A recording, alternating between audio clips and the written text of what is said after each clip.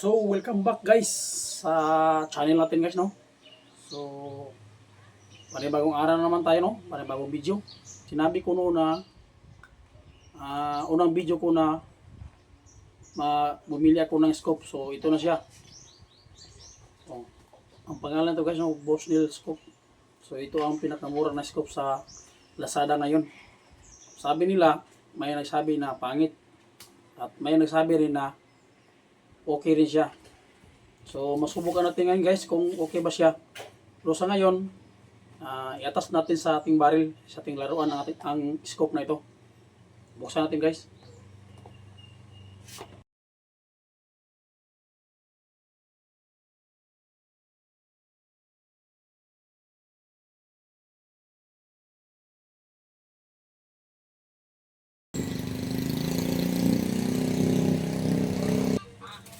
So, ito guys.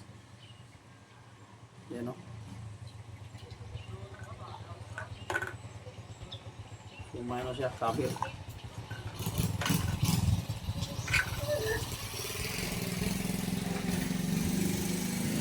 Mukhang okay naman ang kanyang forma guys, no? At may kasama siyang ano guys, mount.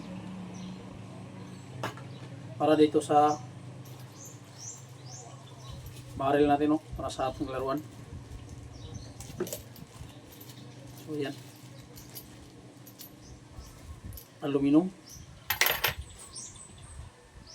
Ayan guys. Mukhang okay naman ito kayo. So dito guys, yung ano niya, up and down na setting.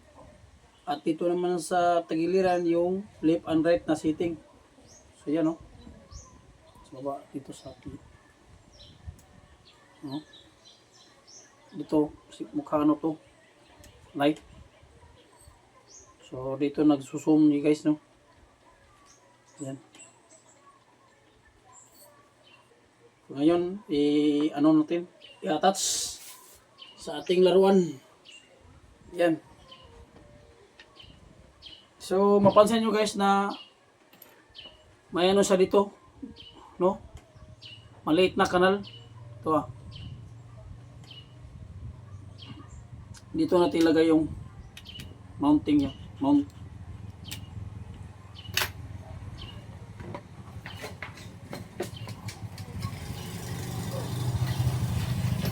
Kailangan natin na alin. Kasi alin to eh. Yan o. Ilagay muna natin ito sa ilalim guys. Para hindi mahulog. Yan. Mag-ingat tayo dito guys sa paglagay ng ating mount. Kasi ano, kung magkamali, tagilid yung ano natin, scope. Tanggalin muna natin to. Yan. Ito. Yan. Siguraduhin mo na ayos ang kanyang pagkalagay. Yan.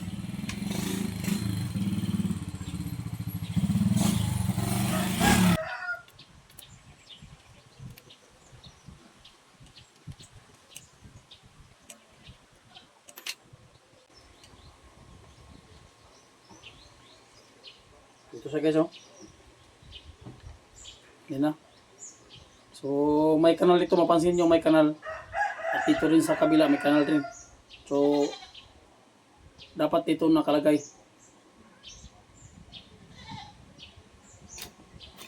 Tapos yung scope natin. Yan. Dapat ganito.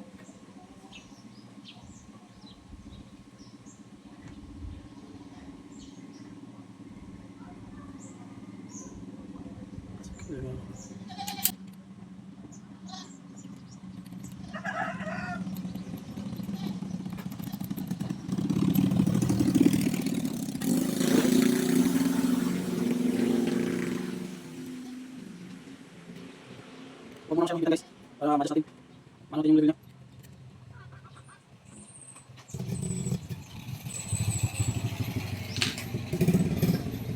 Ayan guys. ano na siya, no? Maganda na siyang tingnan, di ba? May scope.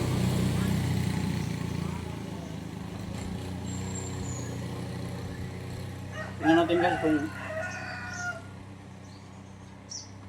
mukhang tagilid. Oh, napakalinaw oh.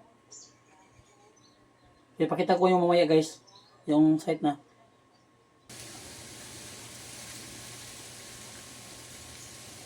Ayan siya guys oh. Mukhang malinaw naman oh. So, ayos siya oh. Okay naman oh.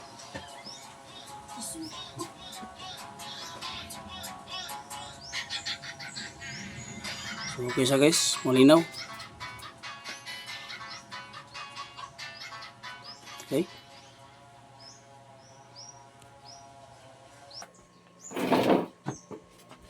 So makikita natin guys kanina na ipakita ko sa inyo ang ganda ng kanyang kuha sa malayo. So klarong-klaro no yung ano niya, yung mga dahon, lalo pa kaya yung ibon, yung punay. So sa ngayon guys, hanggang dito lang muna tayo na pag-atas ng ating scope. At susunod na video natin guys, is-setting natin, itatarget natin kung ito ba'y makatama o ilang bala kaya ang sayang bago ito makatama sa saktong target niya. So okay na siya guys no? Mukhang may ano na siya, forma. Kung nagustuhan nyo ang aking video ngayon, huwag nyo kalimutan guys, kung maaari i-subscribe ang ating channel, i-like po at i-share para makatulong din tayo guys no? Okay, salamat.